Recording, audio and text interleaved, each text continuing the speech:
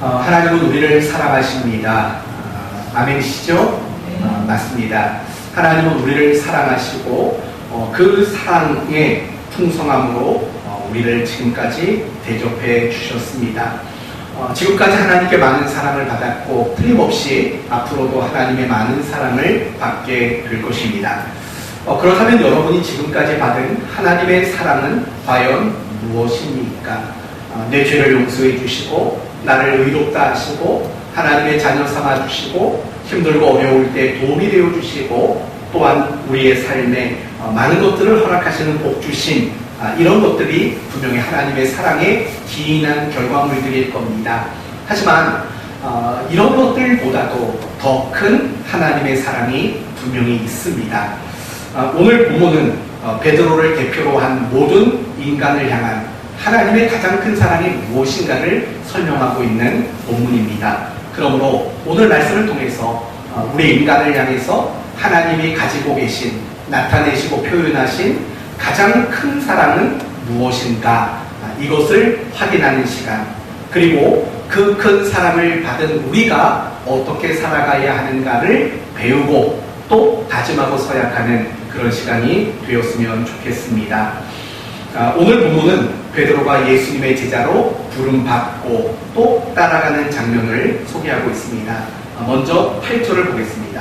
8절을 보시면 시몬 베드로가 이를 보고 예수의 무릎 아래 엎드려 이르되 주여 나를 떠나소서 나는 죄인으로소이다 하니. 분명히 베드로는 순종했습니다. 깊은 곳에 가서 그물을 내려라 라는 말씀에 순종했고 그 순종의 결과는 하나님의 놀라운 일들을 경험하게 되는 결과를 맞이했습니다. 그리고 나서 순종을 통해 하나님의 놀라우심을 경험한 베드로가 가장 먼저 한 일이 무엇인가를 한번 생각해 보십시다. 과연 그 베드로가 가장 먼저 한 두 가지는 무엇일까요? 첫째는 예수의 무릎 앞에 뭐 했을까요? 보시면 답 나오잖아요. 8절을 보세요. 엎드려 예수님의 무릎 앞에 엎드리는 일을 했고 또 하나는 어떤 일을 했을까요? 주여 나를 떠나소서 나는 죄인입니다 라고 고백하는 일을 베드로가 했습니다. 여기서 나는 죄인입니다 라는 말의 뜻은 이런 뜻이에요. 죄로 물든 사람입니다. 죄가 본질인 존재입니다 라고 베드로가 고백을 했지요. 그런데 이 고백과 더불어 연관해서 생각할 아주 중요한 한 가지가 있습니다. 그것은 무엇이냐면 베드로가 자신이 죄인이라는 사실을 고백했고 그 고백이 베드로로 하여금 비로소 제자로 살아가는 출발점이 되도록 만들었다라는 겁니다. 반대로 말하면 이런 말입니다. 만약에 베드로가 내가 죄인입니다라는 고백이 없었다면 예수님을 따라다녔던 그 많은 무리들과 다르지 않았을 거라는 겁니다. 허나 중요한 것은 베드로가 예수님 앞에 엎드려 자신이 죄인이라고 고백하는 그 고백이 있었기 때문에 베드로는 제자로서의 삶을 이제 시작할 수 있게 되었다는 겁니다. 이 모습을 우리에게 적용을 시키면 똑같은 적용이 나올 수밖에 없습니다. 예를 들면 이런 겁니다. 우리는 구원받았습니다. 그리고 의롭다함을 받았고 하나님 나라의 백성이 되었습니다. 신자가 된 것이고 그리스도인이 된 것과 마찬가지입니다. 그러나 중요한 것은 베드로의 제자로서의 삶의 출발점이 나는 죄인입니다 라는 고백이었던 것처럼 우리가 하나님의 자녀가 되고 그리스도인으로 살아가는 그 출발점도 역시 무엇이었다는 걸까요? 나는 죄인입니다 라는 깨달음과 고백, 그것이 바로 우리가 구원받은 자로서의 출발점이며 내가 그리스도인이 된 것에 대한 출발점이 되었다, 이렇게 말할 수 있는 거죠.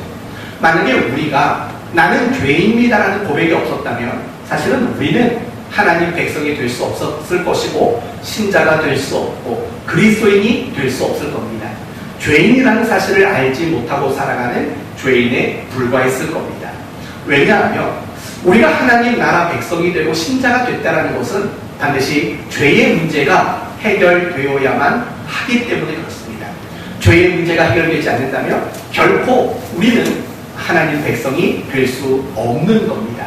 그리고 우리가 죄의 문제를 해결되기 위해서는 반드시 선행되어야 하는 것이 있다면 내가 죄인이라는 사실을 자각하고 내가 하나님 앞에 엎드려서 나는 죄인입니다 라는 사실을 인정하는 것, 그것이 내 죄를 해결하는 가장 유일한 해결책이 되기 때문에 그렇습니다. 감사한 것은 그것이죠. 하나님이 우리에게 은혜를 주셔서 내가 죄인이라는 사실을 깨닫고 인정하고 그걸 하나님 앞에 고백할 수 있도록 해주셨다는 것, 그것이 우리에게 얼마나 큰 감사인지 모릅니다. 중요한 건 그것입니다. 내가 죄인입니다. 나는 죄인입니다. 라는 그 깨달음과 그 고백이 우리로 하여금 그리스도인의 삶을 시작할 수 있도록 신앙을 갖도록 만드는 가장 중요한 출발점이 된다는 것입니다. 이런 관점에서 갔다라는 겁니다. 베드로가 제자로서 출발할 수 있었던 이유, 자신이 죄인이라는 사실을 깨닫고 고백한 것, 이와 마찬가지로 우리가 신자로서 살아갈 수 있었던 신앙의 출발점도 역시 내가 죄인이라는 사실을 고백하는 데 같은 의미가 있다는 것을 우리는 확인해 봤습니다. 그러나 중요한 것은 한 가지가 더 있습니다. 내가 신앙을 출발하기 위해서 내가 죄인이라는 사실을 고백하는 것 분명히 필요합니다. 그러나 신앙을 가진 이후에 내가 신자로서 살아가는 매 순간순간에도 나는 죄인이라는 사실을 인정하고 고백하는 일, 그게 중요하다는 겁니다. 내가 예수를 처음 믿고 내가 하나님 백성이 되는 그 순간에만 나는 죄인입니다, 이게 필요한 게 아니라는 거예요. 그때도 당연히 필요하죠. 그러나 그 이후로 내가 신자로 살아가고 내가 그리스도인으로 살아가는 내 삶의 매일매일의 순간 속에서도 내가 죄인입니다, 나는 죄인입니다 라는 이 고백이 절대적으로 필요한 고백이라는 겁니다. 그렇다면 이유는 뭘까요? 아니, 내가 죄 용서 받았잖아요, 구원 받았잖아요. 그런데도 불구하고 우리는 왜 매일의 순간에 나는 죄인입니다 라는 이 고백을 할 줄 알아야 할까요? 이유는 과연 뭘까요? 여러분에게 두 가지로 간단히 설명을 드립니다. 첫째는 우리가 의롭다함을 받은 것은 실제적인 의의가 아니기 때문에 그렇습니다. 우리가 의롭다함을 받은 것은 실제적인 의의가 아니라 어떤 의의일까요? 법률적 의의인 거죠. 서류적 의의라는 거죠. 서류적으로 내 것인 것뿐입니다. 그러나 실제적으로는 우리는 아직 완전한 의인이 아니기 때문에 그렇습니다. 물론 우리가 가지고 있는 이 법률적 의의라는 것, 그것만으로도 충분히 우리는 천국에 갈 수 있고 우리의 구원은 절대로 취소되지 않는 게 분명합니다. 그러나 제가 여러분에게 말하는 건 실제를 말하는 겁니다. 여러분이 하나님 앞에 죄사함을 받고 의인이 되었습니다. 그렇다고 해서 진짜 내 모습이 머리부터 발끝까지 완전한 의인이 됐다고 여러분은 말할 수 있겠습니까? 절대 그럴 수 없는 겁니다. 분명히 법률적으로는 우리가 의인이 된 게 맞습니다. 그러나 아직 우리의 실제적인 모습은 완전한 의가 아니라는 거죠. 그런 의인이 아닌 겁니다. 그렇기 때문에 우리는 매일 이 고백을 할 수밖에 없죠. 나는 죄인입니다. 나는 죄인입니다. 이 고백을 할 수밖에 없는 거예요. 그리고 날마다 나는 죄인입니다라는 고백 속에 살아야 하는 두 번째 이유는 이런 거예요. 그래야만 우리의 신앙이 변질되지 않고 성장할 수 있고 그리스도인답게 살 수 있기 때문에 그래요. 간단히 말하면 이런 겁니다. 나는 죄인입니다 라는 이런 자각과 인식과 고백이 없이 살아가면 우리의 신앙은 너무 쉽게 변질될 수밖에 없다라는 말입니다. 우리는 종종 내 신앙이 많이 변질된 것 같다라고 느낄 때가 사실은 많이 있습니다.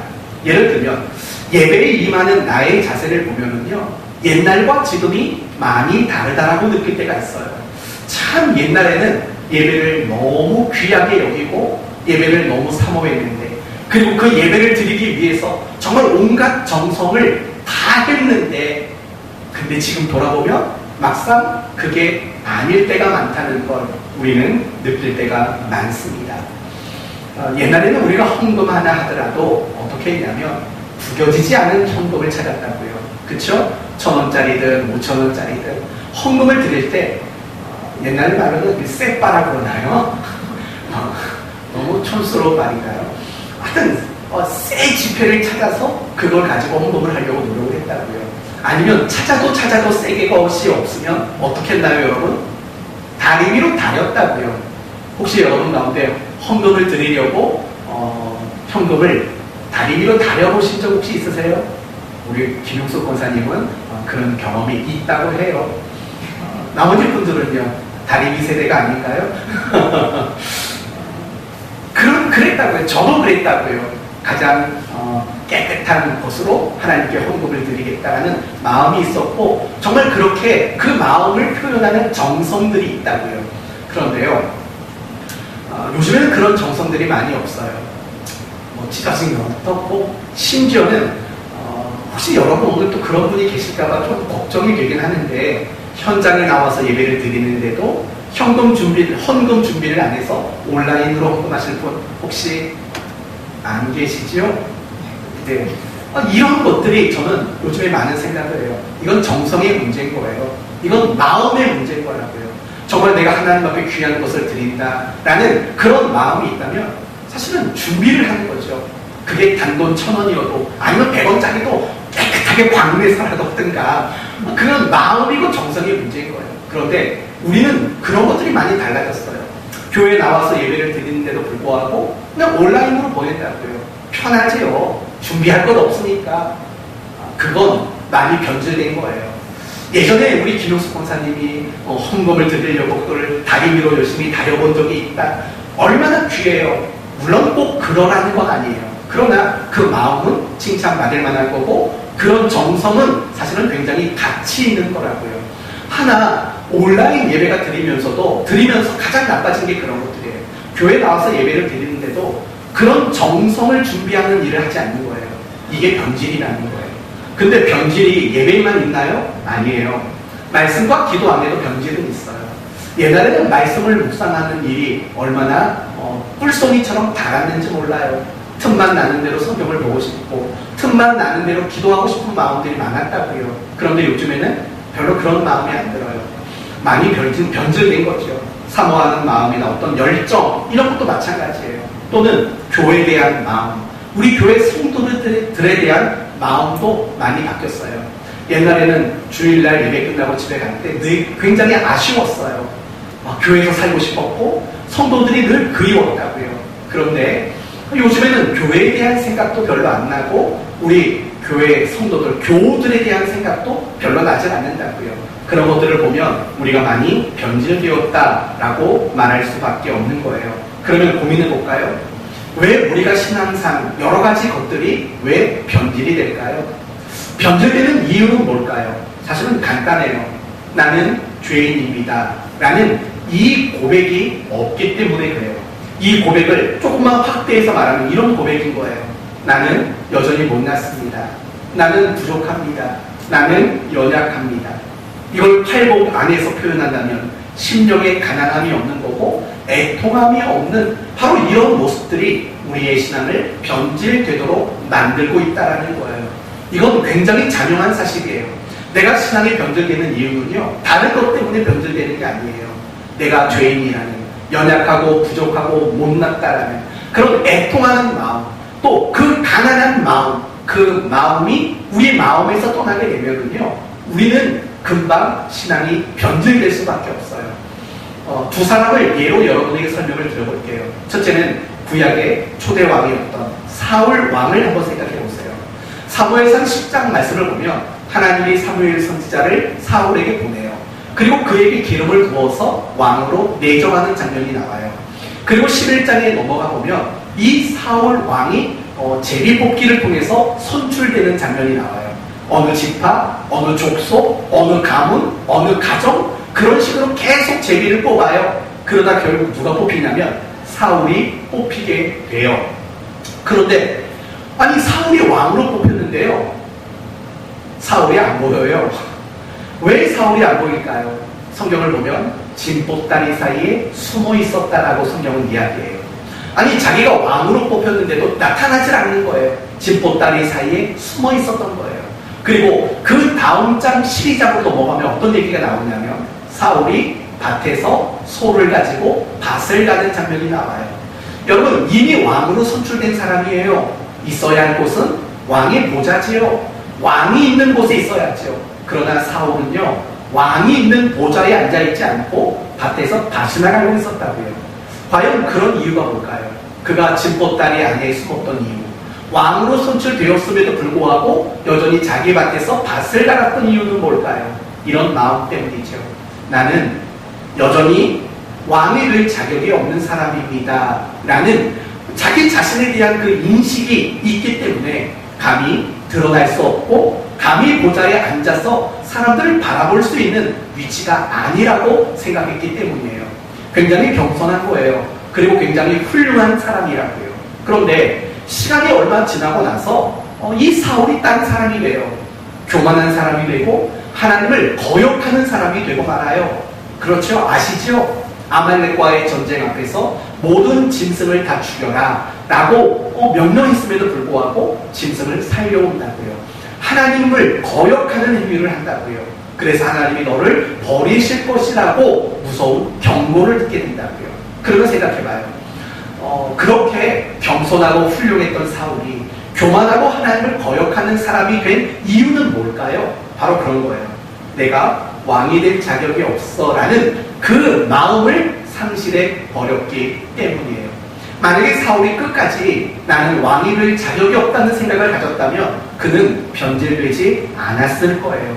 그러나 내가 자격이 없다, 오늘 본문대로 말하면 나는 죄인입니다 라는 이 의식을 상실하니까 그가 변질이 되고 말았던 거죠. 또 요한계시록 3장을 보면 소아시아 7교회 중에서 라오디게아 교회가 소개가 됩니다. 그런데 이 라오디게아 교회는 어떤 교회로 나오냐면 칭찬은 하나도 받지 못하고 책망만 받은 교회라고 그렇게 소개를 하고 있습니다. 뭐라고 책망을 받았냐면 이런 책망을 받았어요. 네가 이같이 미지근하여, 그리고 마지막에는 내가 너를 토하여 버리리라 라는 말이 나와요. 굉장히 마음에 안 들었다라는 거예요. 미지근한 신앙이었다는 거예요. 이도 저도 아닌 신앙이었다라는 거예요. 그러면 라오디게아 교회가 처음부터 그런 별 볼 일 없는 신앙이었을까요? 그렇지 않아요. 문헌을 찾아보면요, 라오디게아 교회 성도들 사이에 많은 순교자들이 나왔다라는 문헌이 기록되어 있어요. 그건 뭘 말하는 거냐면 라오디게아 교회 성도들은 처음에는 굉장히 뜨거웠다라는 거예요. 그러니까 이 뜨거워진 것이 어떻게 바뀐 거예요? 미지근한 거죠. 미지근해졌다라는 말은 기존에는 뜨거웠었다라는 것을 전제하는 표현인 걸 우리는 알잖아요. 그렇다면 처음에는 뜨거웠던 그들이 왜 그렇게 미지근한 신앙으로 바뀔 수밖에 없었을까요? 그렇게 이유를 말합니다. 네가 말하기를 나는 부자라 부요하여 부족한 것이 없다. 이건 누구 말일까요? 라오디게아 교회 성도들의 말이라는 거예요. 다시 말하면 이 라오디게아 교회 성도들은 오늘 본문대로 말하면 어떤 고백이 없었냐면 나는 죄인입니다. 나는 부족합니다. 나는 못났습니다. 나는 연약합니다. 나는 애통할 사람입니다. 이 고백이 오감대 없이 사라지고 만 거예요. 나는 부자라, 나는 부족한 것이 없고, 이런 고백을 그들이 하는 자리로 나갔기 때문이라는 거예요. 결국 그런 거죠. 이게 교회의 문제이든 아니면 각 사람 개인의 문제이든 간에 나는 죄인이라는 그런 자각과 인정함과 그 고백이 없다면 모든 사람은 그 신앙이 변질될 수밖에 없다라는 거예요. 반대의 경우로 이야기해 봅시다. 사도 바울은 신앙에 변질이 없었던 사람이에요.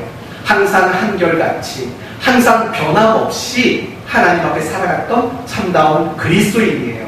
그렇다면 바울에게 그런 한결같음이 있을 수 있었던 이유는 뭘까요? 바로 오늘 본문 말씀대로 나는 죄인입니다 라는 이 고백이 바울의 중심 속에 흔들리지 않고 가지고 있었던 굉장히 선명한 신앙 고백이었기 때문이에요.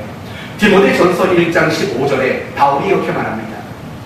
미쁘다 모든 사람이 받을 만한 이 말이요. 그러면서 바울이 뭐라고 말하냐면 이렇게 말합니다. 죄인 중에 내가 괴수니다 라고 말을 해요.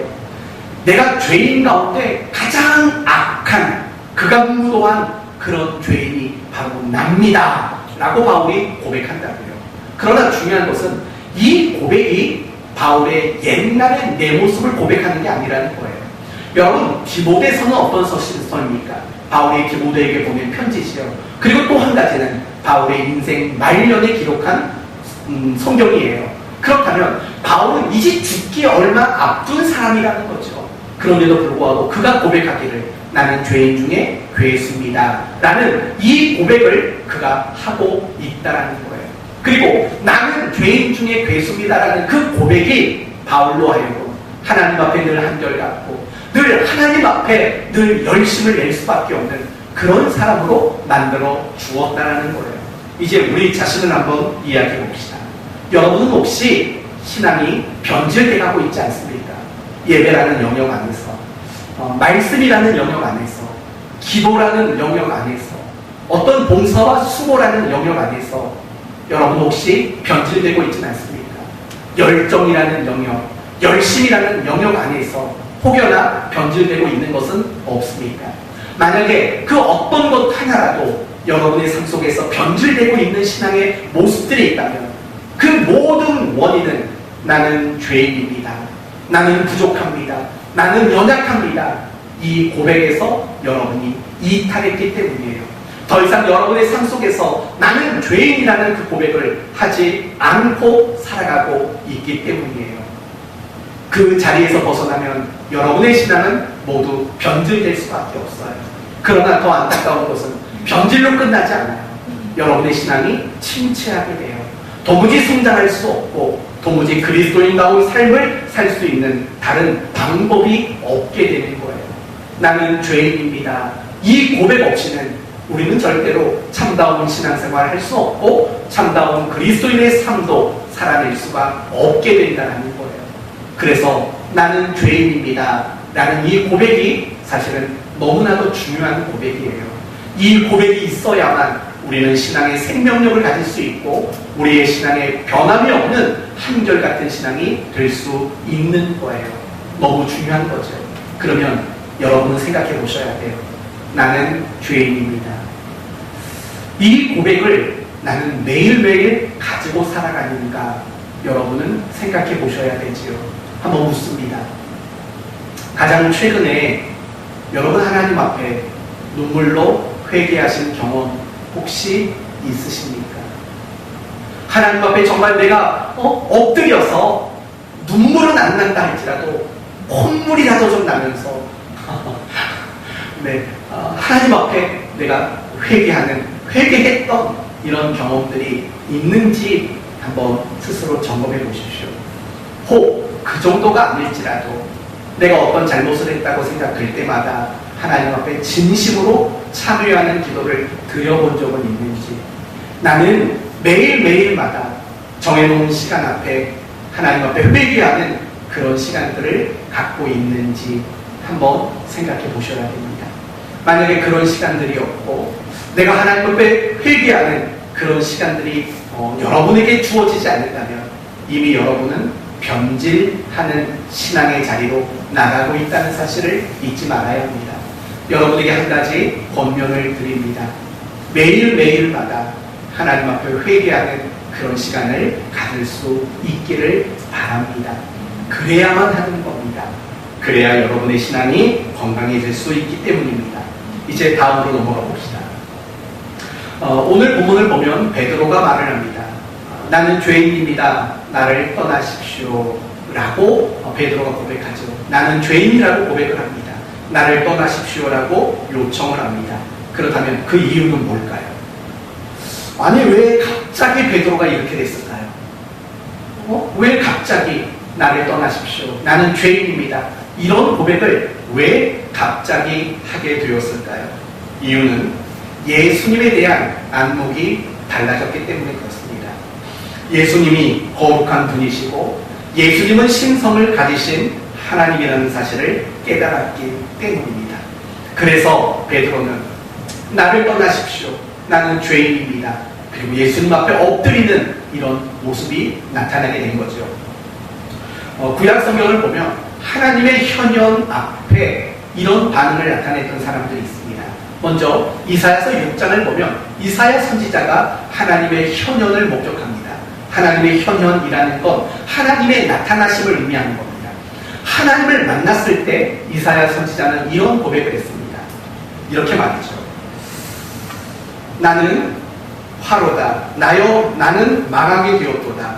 나는 입술이 부정한 사람이요 입술이 부정한 백성 중에 있도다. 그러니까 자기 자신을 표현할 때 어떤 단어를 썼냐면 부정이라는 단어를 썼어요. 나는 부정한 사람이로다. 나는 부정한 백성 중에 있는 자로다 라고 말을 했다고요. 여기서 말하는 부정이라는 표현은 뭘까요? 이건 죄의 또 다른 표현인 거예요. 옛날에는요, 구약 성경에는 부정하다라는 말 자체를 죄와 거의 동격식으로 여겼던 거거든요. 그러니까 이 이사야 선지자가 하나님의 현현을 목격했을 때 나왔던 첫 번째 반응은 나는 화로다. 그러면서 나는 죄인입니다라는 고백이 나왔어요. 에스겔서 1장과 2장을 보시면은요, 에스겔 선지자가 하나님의 현현하심을 목격했다고요. 그때 반응이 뭐냐면 땅에 엎드려져 라는 반응이 나타나고 있는 거예요. 근데 여러분 가만히 보면은요, 오늘 본문의 베드로가 했던 고백이 이사야 선지자의 고백 속에서 에스겔 선지자의 고백 속에서 나오는 거예요. 나는 죄인입니다. 그리고 엎드려지는 그 모습들이 소개가 되는 거죠. 그러나 거기서 끝나지 않아요. 10절 말씀을 보시면 예수님이 시몬에게 이르시되 뭐 하지 말라? 라고 말하죠. 뭐 하지 말라? 무서워하지 말라. 이렇게 말한다고요. 사실은 이 표현은 어떤 표현이에요? 베드로가 무서워 떨고 있다라는 거예요. 사실은 이해할 수 없는 표현이에요. 지금 베드로는요, 2배 가득하게 물고기가 채워졌다고요. 만선이라는 꿈을 이뤘다고요. 지금 베드로는 만선으로 인해서 굉장히 기뻐해야 될 사람이에요. 그런데 베드로의 마음에는 기쁨이 없어요. 베드로의 마음에는요, 즐거움이라는 것이 없어요. 지금 베드로의 마음 속에는 무엇으로 가득 차 있냐면 무서움, 두려움으로 가득 차 있다라는 거예요. 이유가 뭘까요? 예수님이 거룩한 분이시라는 걸 깨달았으니까. 예수님이 신성을 가지신 하나님이라는 사실을 그가 깨달았기 때문이에요. 이걸 어떻게 알 수 있냐면 베드로가 예수님을 부를 때 호칭이 바뀌게 돼요. 먼저 5절을 보세요. 5절을 보시면 베드로가 예수님께 대한 호칭이 무엇이었는가가 나와요. 뭐였죠? 선생님이라는 말이 나와요. 보통 우리 남자들은요, 어디 가서 상대편 남자나 여자나 부를 때 마땅하지 않는 호칭 때문에 뭘 쓰냐면 이런 말을 쓰죠. 주로 이태규 지사님, 주로 어떤 호칭을 많이 씁니까? 모르는 사람을 부를 때 선생님 또는 사장님. 그렇죠? 선생님 아니면 사장님이에요. 다. 그래서 외국인들이 한국에 오면 다들 놀란다잖아요. 다 사장이에요. 다 사장. 다 사장이고 다 선생님이에요. 그래서 외국인들이 그런 거 가지고도 놀랄 정도로 우리는 그렇게 일상적으로 그냥 편하게 부를 때 쓰는 말이 사장님, 선생님이에요. 근데 베드로가 말하는 선생님도 같은 맥락의 의미라고요. 그런데 여러분 8절을 보면 베드로가 예수님을 부르는 호칭이 갑자기 바뀌어요. 뭘로 바뀌었나요? 주여. 맞아요. 주여로 바뀌게 되었다라는 거예요. 여기서 말하는 주라는 것은요, 권위를 가진 사람이에요. 최고 권위를 가진 사람, 또는 신적 권위를 가진 사람이라는 뜻이 바로 주여라는 거예요. 구약 성경에도 하나님을 뭐라고 불렀냐면 주님, 주여라고 불렀어요. 그렇게 이해하시면 돼요. 오늘 본문이 나오는 그 주여가 구약에 말하는 주님이라는 그 표현과 거의 비슷한 정도의 의미를 가진 단어라는 거예요.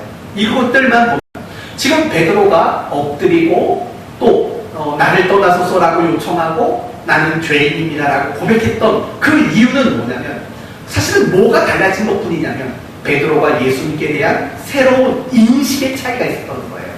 야, 예수님이야말로 거룩한 분이구나. 그분이야말로 신성을 가지신 하나님이시구나 라는 것을 베드로가 비로소 깨닫게 된 거지요. 그래서 그는 자기가 죄인이라는 사실을 고백하게 되었다는 거예요. 여기서 우리는 한 가지 알아야 될 게 있어요. 그게 뭐냐면 내가 죄인이라고 고백하지 못하는 이유가 무엇인가를 우리는 알 수 있다는 거예요. 뭘까요? 내가 죄 짓지 않기 때문일까요? 그건 아닐 거예요. 내가 죄를 지었지만 내가 죄를 지었다는 걸 모르기 때문에 인정하지 않을 거예요. 그러나 또 한 가지 이유는 뭐냐면 더 더 중요한 이유는 내가 신적 권위 앞에 살지 않기 때문이라는 거예요. 더 세부적으로 말하면 이런 거예요. 내가 하나님 앞에 서지 않고 내가 하나님의 말씀 앞에 내가 서서 살지 않는 거예요. 하나님의 말씀을 떠나 살고 하나님을 떠나 살기 때문에 내가 죄인이라는 것을 깨닫지 못하는 거예요. 왜냐하면 하나님 그분은 신적 권위를 가지신 분이시고 성경의 말씀 역시도 신적 권위를 가진 말씀이기 때문에 그래요. 그 말씀 앞에, 그 하나님이라는 권위 앞에 우리가 서게 되면 우리 모두는 엎드려질 수밖에 없어요. 우리 모두는 내가 죄인이라는 사실을 고백할 수밖에 없는 거라고요. 요셉이라는 사람을 생각해봐요. 보디발의 장군의 아내가 요셉을 유혹한다고요. 그러나 요셉은 뭐라고 말하냐면 내가 하나님 앞에서 어찌 범죄하리요 라고 말을 한다고요. 무슨 말인고 하니 이 요셉은 눈에 보이는 하나님이지만 눈에 보이는 하나님처럼 여기고 그 하나님 앞에서 마음가짐을 가지고 행동하는 그런 신앙관을 가졌다는 거예요. 우리가 그것을 뭐라고 말하냐면 코람데오라고 말하는 거예요. 코람데오, 하나님 앞에서 신정의식이라고 우리는 말하는 거죠. 맞아요. 나는 죄인입니다. 나는 부족합니다. 나는 연약합니다. 나는 울 수밖에 없습니다. 이 고백이 안 나오는 이유는 미안하지만 여러분의 삶에 신적 권위를 느끼는 만한 자리에 여러분이 있지 않는 거예요. 하나님 앞에서 살지 않는 거고 말씀 앞에 나를 세워가는 일들을 하지 않기 때문이라는 거예요. 정말 우리가 하나님 앞에 서고 말씀 앞에 서게 될 때 날마다 나는 죄인이라는 것을 인정할 수밖에 없고 고백할 수밖에 없다는 거예요. 사랑하는 성도 여러분, 내가 죄인이라는 사실을 깨닫고 고백하는 게 얼마나 중요한지 아셨잖아요. 그 고백을 하기 위해서는 다른 방법이 없어요. 세상 속에 살아가면 절대 그 고백을 못해요. 사람들 앞에서 살아가도 그 고백은 못하게 돼요. 여러분의 욕심대로, 여러분의 마음대로 살아도 그 고백은 안 나와요. 그 고백이 나올 수 있는 유일한 방법은 신적 권위를 가지신 하나님과 그분의 말씀 앞에 나를 세우는 일을 할 때 비로소 우리는 죄인이라는 그 고백을 할 수 있게 되는 거예요. 베드로가 바로 그걸 깨달았어요. 아, 예수님, 당신은 거룩한 분이시고 당신은 하나님이십니다. 나는 그 고백을 깨달았을 때, 그 사실을 깨달았을 때 나는 죄인입니다. 나를 떠나소서. 나는 그 이야기를 할 수 있게 되었다는 거예요. 그러나 진짜 중요한 설교의 내용은 지금부터 시작이 됩니다. 지금부터는 더 정신을 집중하셔서 여러분이 들으셔야 돼요. 베드로가 깨달은 것이 무엇이라고요? 예수님, 바로 당신은 거룩한 분이시고 신성을 가지신 하나님이십니다. 그걸 깨달았다고요. 그런데 오늘 본문을 보면은요, 베드로가 깨달은 더 중요한 한 가지가 있어요. 그게 뭐냐면 하나님은 나를 찾아와 주신 분이시다 라는 깨달음을 그가 가졌다는 거죠. 이런 거예요. 베드로가 예수님을 보면서 이런 생각을 했다는 거예요. 아, 당신은 하나님이십니다. 그러나 그 깨달음이 거기가 전부가 아니라 이걸 깨달은 거죠. 하나님은 나를 사랑하시고 하나님은 나를 존귀하게 여기시는데 그 사실을 깨달도록 예수 그리스도의 모습으로 하나님이신 그분이 인간의 모습으로 내게 찾아와 주셨습니다 라는 것을 베드로가 비로소 깨달을 수 있게 되었다는 거예요. 이게 오늘 설교의 가장 중요한 핵심이 되는 거예요. 이런 거예요. 하나님은 우리를 사랑하신다는 거 알죠? 하나님은 우리를 존귀하게 여기시고 우리를 사랑의 대상으로 여기신다는 거 아실 거예요. 그러나 모르는 경우들이 더 많아요. 사실은 구약 이스라엘 백성들의 이야기는 다 그 얘기예요. 하나님이 구약 이스라엘 백성들에게 늘 강조했던 게 뭐냐면 나는 내 백성된 너희를 사랑한다. 나는 너희를 존귀하게 여긴다.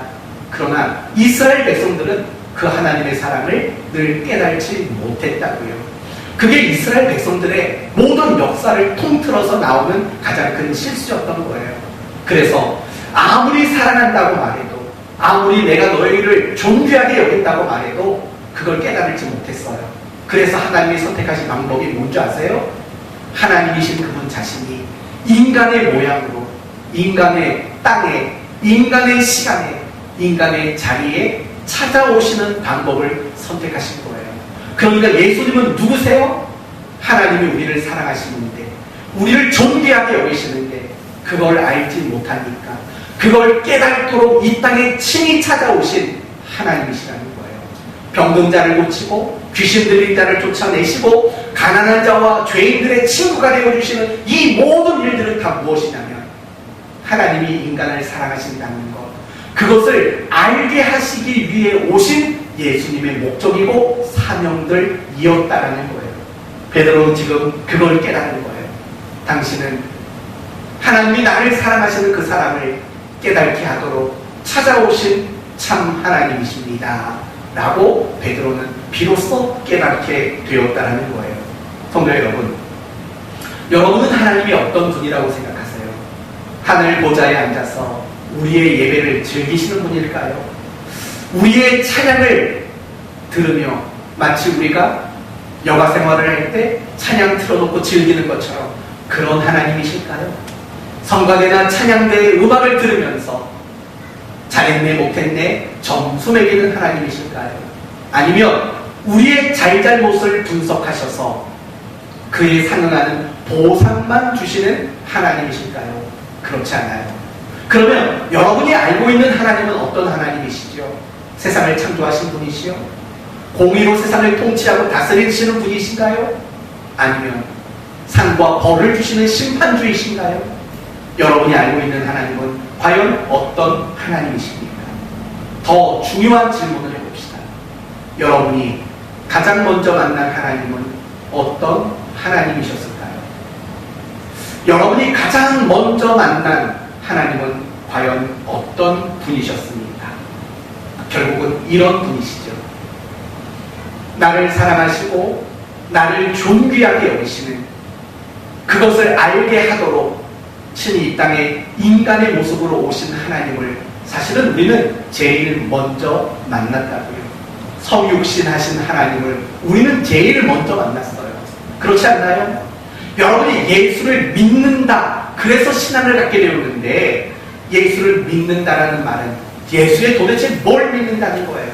하나님의 사랑, 우리를 존귀하게 하시는 하나님, 그 하나님의 사랑을 알게 하기 위해 인간의 몸으로 이 땅에 찾아오신 예수님을 믿는다는 거죠. 우리가 가장 먼저 만난 하나님은 사실은 그 하나님이에요. 나를 위해, 나로 하여금 하나님의 사랑을 깨닫도록 하시기 위해 나를 찾아와 주신 하나님. 내가 요청한 적이 없고 내가 필요로 한 적이 없음에도 불구하고 도리어 우리는 하나님과 원수였고 경건하지 못했던 우리임에도 불구하고 우리를 먼저 찾아와 주신 하나님을 우리는 우리의 신앙생활 속에 가장 먼저 만난 하나님이라고 말할 수 있는 거예요. 그 다음이 공의의 하나님이고 그 다음이 심판의 하나님이지, 우리가 가장 먼저 만나게 되는 하나님은 반드시 하나님의 사랑을 깨닫게 하기 위해서 인간의 몸, 내 몸과 내 자리로 찾아오신 하나님을 우리는 반드시 만나게 된다라는 것입니다. 성육신하신 그 하나님, 바로 그 하나님을 우리는 가장 먼저 만나게 되는 거예요. 사랑하는 성도 여러분, 하나님은 항상 우리를 먼저 찾아오시는 분이라는 사실 알고 계시나요? 베드로에게 먼저 찾아오셨고, 또 갈대아 우르에서 우상을 숭배하던 아브라함을 먼저 찾아오셨고, 또 장자의 축복을 거짓말로 빼앗았던 야곱을 베델에서 먼저 찾아오셨고, 그래도 정신 차리지 못하는 야곱을 야복 나루토에서 먼저 찾아오신 하나님, 우리 인간에게 먼저 찾아오신 하나님, 사실은 그 하나님을 우리는 가장 먼저 만나게 되어 있는 거예요. 그러면 그 하나님은 우리를 왜 찾아오셨을까요? 이미 여러분에게 설명드렸어요. 하나님이 우리를 사랑하시는데, 하나님이 우리를 존귀하게 여기시는데 우리가 그걸 깨닫지 못하는 거예요. 그래서 그 사실을 깨달으라고, 그 사실을 알라고 그 하나님 우리를 먼저 찾아와 주신 거라는 거예요. 우리도 마찬가지인 거죠. 하나님이신 예수님이 왜 인간의 몸으로 오셨을까요? 하나님의 그 사랑을 깨닫게 하시려고 인간의 몸으로 우리에게 찾아와 주신 거죠. 그래서 로마서 5장 8절, 우리가 죄인 되었을 때 그리스도께서 우리를 위하여 죽으심으로 하나님께서 우리를 향한 뭘 확증하셨대요? 자기 사랑을 확증하셨다. 우리에게 우리의 모양으로 찾아오신 하나님은 결국 하나님의 사랑을 확증, 증명, 깨닫고 알게 하시기 위해 우리에게 찾아오신 것이다. 그렇게 말씀하고 있는 겁니다. 사랑하는 성도 여러분, 하나님이 우리에게 찾아오시면 우리는 죄인이라는 사실을 고백할 수밖에 없어요. 왜냐하면 그 하나님과 나의 신분의 차이가 얼마나 큰지 알게 되기 때문에, 나를 찾아오신 그 하나님의 존재와 내 존재의 차이가 얼마나 큰지를 알기 때문에, 나를 찾아오신 그 하나님의 영광과 나의 영광이 얼마나 비교할 수 없는 존재인가를 깨닫게 되기 때문에 우리는 죄인입니다 라는 고백을 할 수밖에 없게 된다는 거예요. 사랑하는 성도 여러분, 바로 그 하나님 앞에 나를 세우면, 먼저 나를 찾아오신 하나님을 만나게 되면 우리는 날마다 죄인입니다 라는 고백을 할 수밖에 없는 거예요. 그리고 더 나아가서 그 하나님을 만나게 될 때 비로소 우리의 인생은 달라지게 된다는 거예요. 우리의 인생이 달라져요.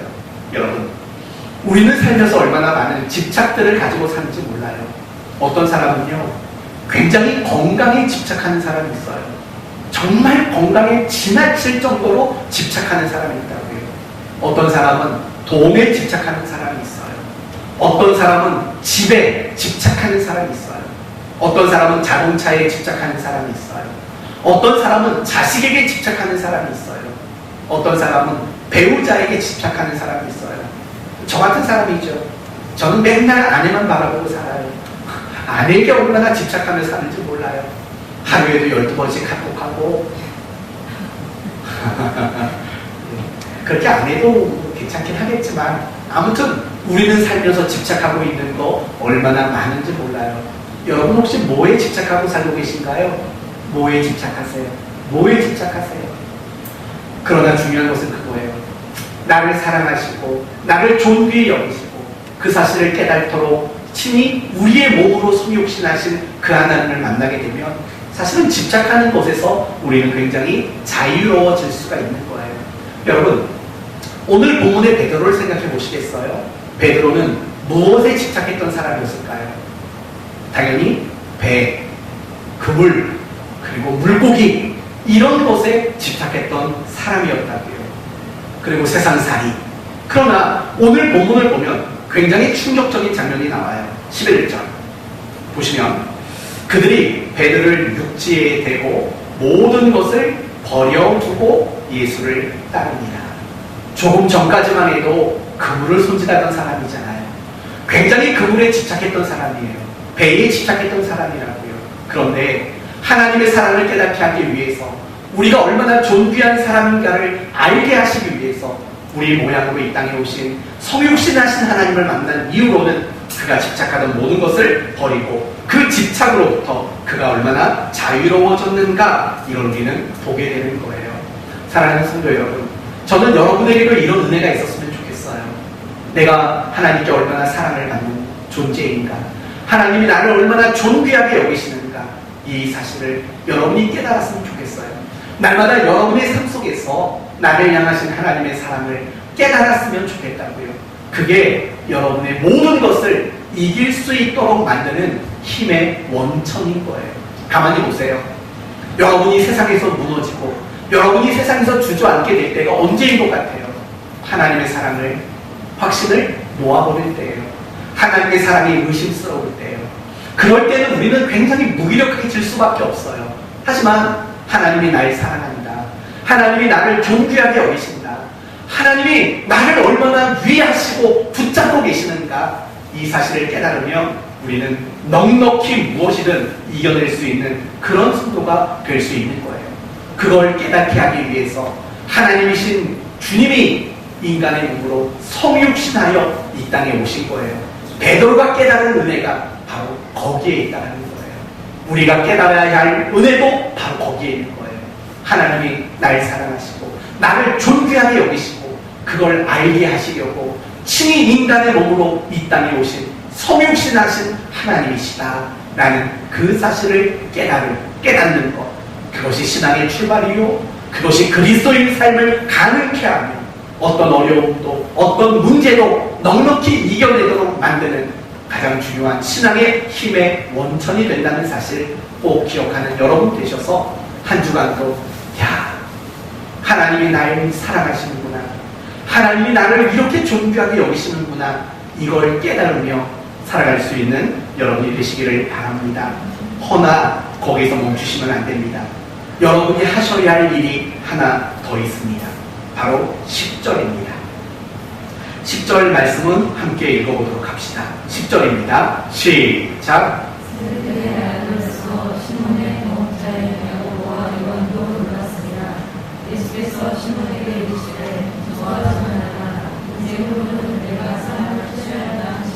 됐습니다. 이제 베드로에게 예수님은 뭐라고 말하냐면 이제 후로는 네가 사람을 취하리라 라는 말이 나와요. 다른 말로 말하면 이제 너는 제자로 살아라 또는 나를 따라라 라는 말씀인 거예요. 여러분, 이 말을요 우리는 어떤 의미인가를 잘 생각해 봐야 돼요. 이거 굉장히 중요한 의미예요. 네가 이제는 사람을 취하리라 라는 말의 의미는 이런 거예요. 예수님의 성육신을 연장하는 삶을 살아가라 라는 말이라는 거예요. 더 쉽게 말하면 이런 거죠. 하나님은 우리를 사랑하시고 우리를 존귀하게 여기시는데 우리는 그걸 깨닫지 못했다고요. 그래서 하나님이 하신 일이 뭐라고요? 성육신, 인간의 몸으로, 인간의 자리에, 인간의 곁으로 먼저 찾아오시는 일을 하신 거라고요. 우리가 그것을 재현하고 그것을 우리가 연장해가는 삶을 살아가는 것, 그게 바로 이후로는 네가 사람을 취할 것이다. 그것이 제자가 되는 것이고 그것이 그리스도인으로 살아가는 모습이라고 우리 그렇게 설명해주고 있는 겁니다. 사랑하는 성도 여러분, 바로 이것입니다. 여러분도 누군가를 먼저 찾아가셔야 됩니다. 찾아가서 그 사람을 향해서 하나님이 너를 사랑한다고, 하나님이 너를 존귀하게 여기신다고 알게 하는 삶이고 그 책임이 우리의 몫에 있습니다. 그러나 말로 해먹으려고 하지 마십시오. 말로 해먹지 마시고 가서 그 사람을 존중하고 그 사람의 인격을 존중해주고 그 사람을 사랑으로 대접하고 그 사람을 존귀한 사람으로서 대접을 해주시는 방법으로 그렇게 하셔야 합니다. 여러분, 예수님이 이 땅에 육신의 몸으로 오신 이유가 뭐라고 했죠? 하나님의 사랑을 알고 하나님이 우리를 얼마나 존귀하게 여기는가를 깨닫게 하도록 하기 위해 오셨다고 했잖아요. 그래서 그분이 하신 게 뭔데요? 병든 자 고쳐주시고 가난한 자들에게 먹을 걸 주고 외로운 자에게 친구가 되시고 결국 인간을 위해서 십자가에 못 박아 죽으셨다고요. 바로 우리가 그 일을 하라고요. 사람들한테 가서 하나님이 당신을 사랑해, 하나님이 당신을 얼마나 존귀하게 여기는지 몰라 말만 하지 마시고 예수님이 하신 것처럼 대접해주고 존중해주고 인격적으로 대우하시고 섬겨주시고 사람으로 대우해주시는 그 일을 하시라고요. 그게 우리가 해야 할 일이에요.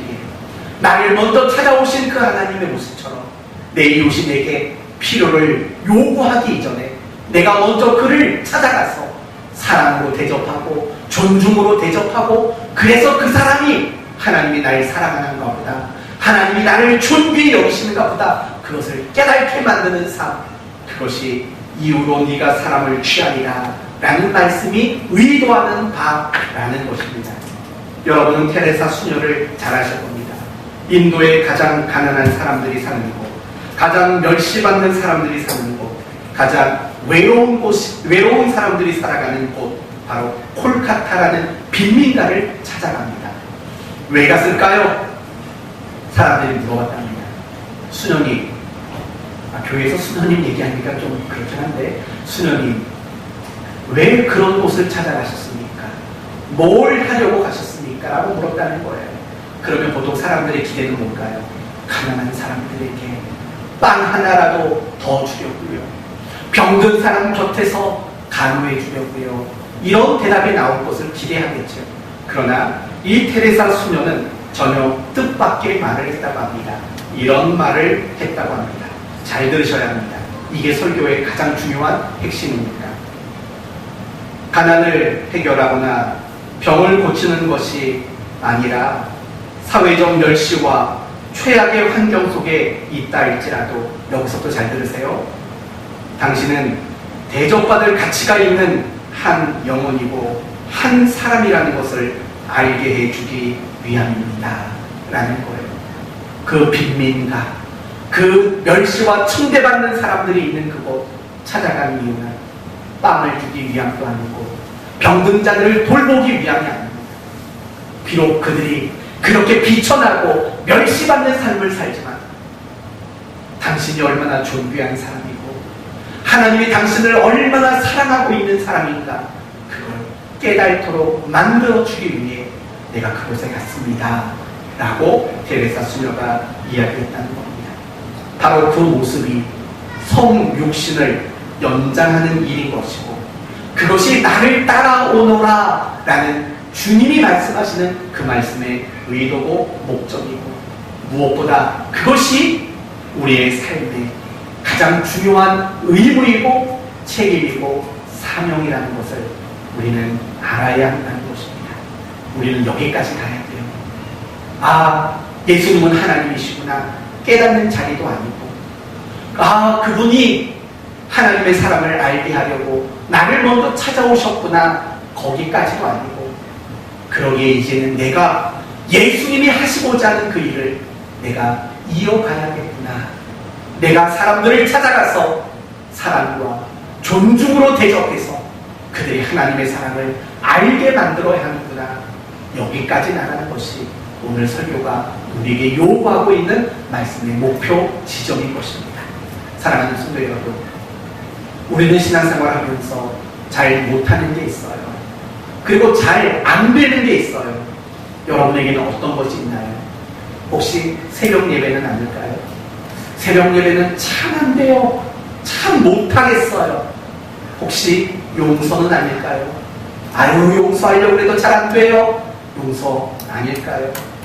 아니면 매일 성경 읽기, 매일 기도하기, 이거 참 어려워요. 안 돼요. 혹시 이거 아닐까요? 분명히 맞을 수도 있습니다. 그러나 여러분이 더 못하는 얘기 하나 해줄까요? 여러분이 더 잘 안 되는 거 한번 얘기해 줄까요? 그게 바로 오늘 본문의 내용이에요. 예수님의 성육신을 이어가는 삶이 아마 제일 안 될걸요. 사람들에게 찾아가서 하나님이 당신을 사랑하고 있다는 것을 알게 해주는 일, 그 일을 제일 못하고 있는 거 아닐까요? 아니, 그 일은 아예 안 하고 있는 건 아닐까요? 나름대로 열심히 기도하고, 나름대로 열심히 성경 보고, 나름대로 열심히 일해요. 그런데 좋아요, 잘하셨어요. 그런데 하나님의 사랑을 깨닫게 하는, 누군가가 하나님께 사랑받고 있고 누군가가 하나님께 존귀함을 여김을 받고 있다는 것을 알게 해주는 그 일을 제일 못하는 거 아닌가요?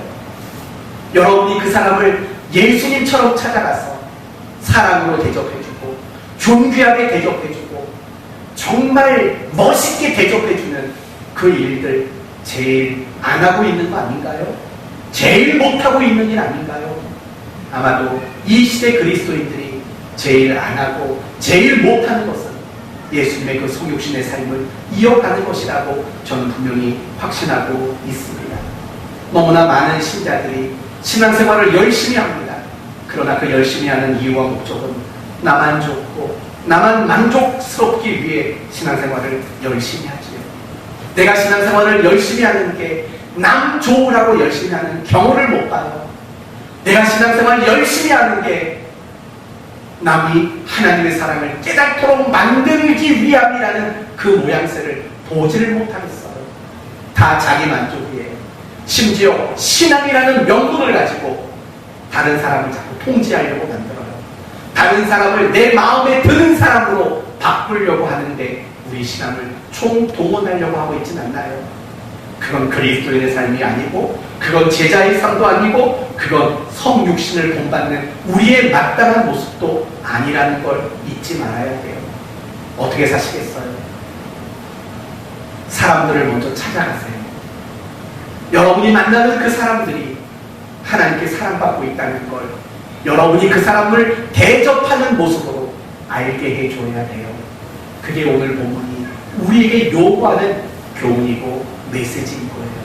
그 일을 하지 않는 한 여러분은 예수님을 따라가는 사람이 아니고, 그 일을 하지 않는 한 여러분은 제자가 아니고, 여러분이 그 일을 하지 않는 한 어디 가서 예수 믿는다고 말하지 마세요. 그거 예수 믿는 거 아니에요. 예수 믿는 게 나 혼자 좋고 나만 만족이라면 그건 기복신앙적 예수 믿는 거죠. 여러분이 사람을 대접하셔야 돼요. 여러분이 사람의 인격을 존중하셔야 돼요. 여러분이 사람을 존중하셔야 돼요. 그렇게 대접하는 자리로 가는 것, 그게 제자로 사는 거고, 그게 그리스도인으로 살아가는 일인 거예요. 말씀을 마치겠습니다.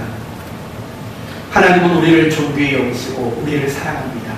그러나 우리는 무지해서 깨닫지 못합니다. 그래서 하나님이 인간의 몸으로 이 땅에 성육신하셔서 오셨습니다. 바로 그 하나님을 베드로가 깨닫고 알게 된 겁니다. 그래서 비로소 제자의 삶이 시작된 거고, 모든 직장에서 벗어나 주님을 따르는 자가 될 수 있었던 것입니다.